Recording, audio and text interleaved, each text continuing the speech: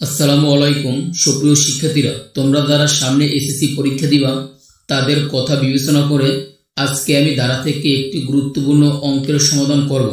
তুমি যদি একজন এসএসসি পরীক্ষার্থী হয়ে থাকো তাহলে আজকের এই ভিডিওটি তোমার কাছে অত্যন্ত গুরুত্বপূর্ণ।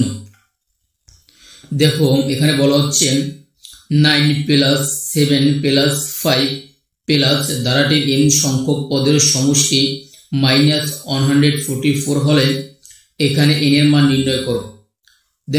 দেখো এখানে দেওয়া আছে প্রথম পদ a = 9 এবং সাধারণ অন্তর d = এখানে অন্তর বের করার সময় তোমাকে খেয়াল রাখতে হবে যে সবসময় দ্বিতীয় পদ থেকে প্রথম পদ বিয়োগ করতে হয়। দেখো এখানে দ্বিতীয় পদ ছিল 7, তাই আমরা দ্বিতীয় পদ বসালাম মাইনাস প্রথম পদ 9। দেখো 9 থেকে যদি আমরা 7 বিয়োগ করি তাহলে থাকে -2 এবং প্রশ্নে বলা হচ্ছে যে n এর মান নির্ণয় করো। তাই আমরা এখানে বসালাম n সংখ্যক পদের সমষ্টি -144। তাই এখানে যেহেতু সমষ্টি বলা হচ্ছে তাই আমরা ধারার সমষ্টি নির্ণয় সূত্র বসালাম n/2 × 2a plus n - 1 × d equal যে মান দেওয়া ছিল -144। দেখো যেহেতু আমাদের প্রশ্নে বলা হচ্ছে n এর মান নির্ণয় করো, তাই আমরা n এর মান নাই, যেহেতু আমাদের n এর মান বের করতে হবে তাই n এর পরিবর্তে n এবং 2 এর পরিবর্তে 2 বসালাম ইনটু এই 2। এখানে এর মান দেওয়া ছিল 9, তাই আমরা এর পরিবর্তে 9 বসালাম প্লাস n - 1 × d। এখানে তোমার d এর মান হচ্ছে -2, তাই আমরা d এর পরিবর্তে -2 বসালাম ইকুয়াল -144। দেখো এখানে n/2 এই 9 এর সাথে 2 গুণ করলে 18 হয়, 18 যেহেতু এখানে 9 অর্থাৎ n - 1 × -2। দেখো এখানে n এর মান যেহেতু নাই তাই 2 দ্বারা n এবং -1 কে গুণ করতে হবে, তাহলে প্লাসে মাইনাসে মাইনাস, 2 দ্বারা n কে গুণ করলে হয় 2 n মাইনাসে প্লাস 2 অক্ষে 2 ইকুয়াল তোমার -144। দেখো এখানে তোমার n/2 18 আর প্লাস 2 হয় 20, এই -2n ইকুয়াল -144। দেখো এখানে যদি আমরা এখানে 20 অবশ্যই 20 কে 2 দ্বারা ভাগ করা যায় এবং 2n কে 2 দ্বারা ভাগ করা যায়, তাই আমরা এই দুইটা পদ থেকে আমরা 2 কমন নিলাম। n/2 × 2 কমন নেওয়া, এখানে 20 থেকে অর্ধেক হয়ে যাবে 10, এই -2n গুণে আপনার 2 কমন নিলে বাকি থাকে n ইকুয়াল -144। এখানে এই 2 × 2 এখানে 2/2 কাটাকাটি, বাকি থাকে তোমার n, এই 10 - n ইকুয়াল -144।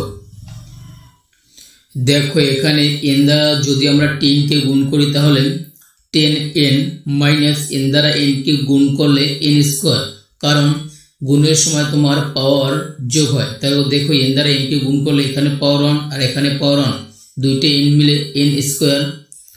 এখানে তোমার ইকুয়াল -144 ছিল মাইনাস, তাই আমরা সাইড পরিবর্তন করার ফলে এটি প্লাস হয়ে গেল 144। দেখো এটা সাইড পরিবর্তন করে আমরা বাম সাইডে আনার ফলে এখানে কোনো সংখ্যা না থাকার কারণে এখানে হলো 0, তাই আমরা এই n² সামনে আনলাম, তাহলে -n²। এই 10n ছিল প্লাস, তাই আমরা বসালাম প্লাস 10n প্লাস 144 ইকুয়াল 0। এখান থেকে আমরা মাইনাস কমন নিলাম, বাকি থাকে n², এই প্লাসে মাইনাসে মাইনাস 10n প্লাসে মাইনাসে মাইনাস তোমার 144 ইকুয়াল 0। এখন এই মাইনাস আমরা যদি শূন্যের নিচে ভাগ করে নিই তাহলে হয় 0, তাহলে থাকে n² মাইনাস 10n মাইনাস 144। দেখো এখান থেকে যদি আমরা মিডল টার্ম করি তাহলে n² minus 10n n² minus 18 plus 8 অর্থাৎ, এবং এখানে 18 এবং 8 গুণ করলে হয় তোমার 144। তাহলে 18 থেকে যদি আমরা এই 8 বিয়োগ করি তাহলে -10 থাকে। দেখো মিডল টার্ম অঙ্ক করা একটু সহজ নিয়ম হচ্ছে তুমি প্রথম পদ প্রথমে লিখবা এবং শেষের পদ শেষে লিখবা, মাঝখানে তোমার -10 বানাতে হবে। এখানে তুমি দেখো যেহেতু আমরা 18 থেকে যদি 8 প্লাস করি তাহলে প্লাস মাইনাস যে মাইনাস কাটাকাটি বাকি থাকে কিন্তু -10 কারণ বিয়োগের সময় তোমার বিয়োগফলের সবসময় বড় সংখ্যার সামনে যে প্রতীক হয় ওই প্রতীক হয়। দেখো এখানে বড় সংখ্যা হচ্ছে মাইনাস, তাই আমরা এখানে 18 থেকে 8 বিয়োগ করার ফলে এখানে -10 রয়ে গেছে। তারপর আমরা এখানে এই দুইটা থেকে কমন যায় তোমার হচ্ছে n স্কোয়ার মাইনাস 18n।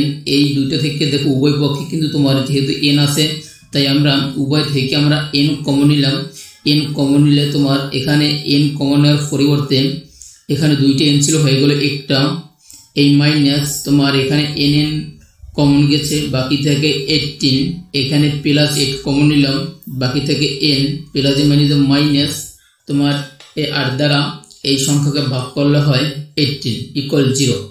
দেখো এখন তোমার এই দুইটা যেহেতু ব্র্যাকেট মিল আছে তাই দুইটার পরিবর্তে বসালাম একটা বাকি থেকে n আর এই সাইডের বাকি থেকে প্লাস 8, তাহলে এই দুইটার পরিবর্তে বসালাম একটা বাকিগুলো মিলে বসালাম একটা ইকুয়াল 0।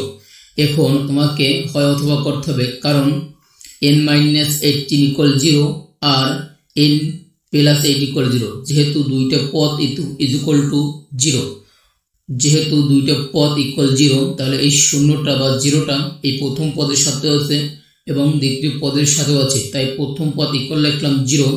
দেখো এখানে n এই -18 ছিল হয়ে গেল প্লাস 18, আবার এখানে n প্লাস 8 ইকুয়াল 0 লিখলাম। দেখো এখানে n এই প্লাস 8 ছিল এটা হয়ে গেছে -8 হয়ে। দেখো ধারার ক্ষেত্রে কোনো সময় তোমার মাইনাস মান গ্রহণযোগ্য নাই, তাই আমরা এই কাটাকাটি করলাম। তাহলে আমাদের অ্যান্সার পেলাম আমরা n ইকুয়াল 18, অর্থাৎ তোমার 18 পদ হচ্ছে তোমার -144। আজকের প্রশ্নটির সমাধান এই পর্যন্তই। তুমি যদি আজকের অঙ্কটি বুঝতে পারো তাহলে আমার আজকের এই সমাধান করাটি হবে সার্থক। আর আজকের এই ভিডিওটি তুমি অবশ্যই শেয়ার করে দিবা যাতে তোমার মতো আরো অসংখ্য শিক্ষার্থীর উপকার হয়। তাহলে আজকের ভিডিওটি এই পর্যন্তই। ভালো থাকো, সুস্থ থাকো, খোদা হাফেজ। দেখা হবে পরবর্তী কোনো ভিডিওতে।